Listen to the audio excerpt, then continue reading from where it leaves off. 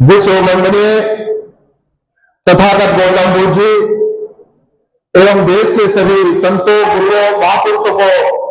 वंदन, अभिनंदन। और विशेषकर छत्रपति साहू जी महाराज, ज्योतिबा फूले साहब, माता रमाबाई, माता बीनाबाई एवं हमें भारतीय संविधान देने वाले परम पूजनीय बाबा साहब डॉक्टर भीमराव अम्बेडकर और मान्यवर साहब काशीराम, इन सभी को कोटि कोटि नमन करते हुए और मंच पर उपस्थित हमारे परम पूजनीय बनते जी और विशेषकर बोधगया महाबोधि महाविहार आंदोलन को देश के कोने कोने में पहुंचाने वाले एक हमारे क्रांतिकारी बनते, और जितने भी हम लोग उनकी प्रशंसा करें उतनी कम है, क्योंकि असली धर्मगुरु वही होता है जो समाज को भी और अपने धर्म को भी सुरक्षित रख सकता हो। असली धर्मगुरु वही होता है। तो भंते विनयाचार्य जी को भी वंदन, अभिनंदन, कोटि कोटि सम्मान करते हुए और माता बहनों, महाराष्ट्र के बहुजन समाज के लोगों, मैं अपने सूक्ष्म शब्दों में आपको ये कहना चाहता हूं कि जो विरासत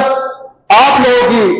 135 साल पुरानी विरासत है, उसको कब्जा मुक्त कराने के लिए बड़े दिनों से आंदोलन चल रहा है, लेकिन अब तक भी वो कब्जा मुक्त नहीं हो पाई है। लेकिन मुझे ये कहने में बड़ी प्रसन्नता हो रही है कि अपने जीवन में हमने इस प्रकार की क्रांति और महाबोधि महाविहार बोधगया मुक्ति आंदोलन की क्रांति इस तरह की नहीं देखी गई। मुझे हमें यह लगता है कि शायद वर्तमान में जो हमारे नेतृत्वकर्ता बनते जी हैं, वो इस लड़ाई को बड़ी मेहनत और ईमानदारी से और बड़ी निष्ठा से इस आंदोलन को आगे बढ़ा रहे हैं। और जब तक हम इस आंदोलन को नहीं जीत पाएंगे, ये बाबा साहब डॉक्टर अम्बेडकर और मान्यवर साहब काशीराम जी भी कहते थे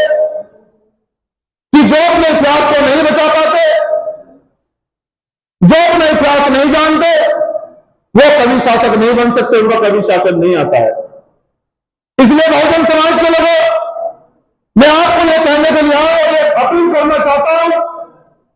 कि हम इस आंदोलन को बड़ी मजबूती से आगे बढ़ा रहे हैं। आप मेरी माताएं, बहनें, बुजुर्ग,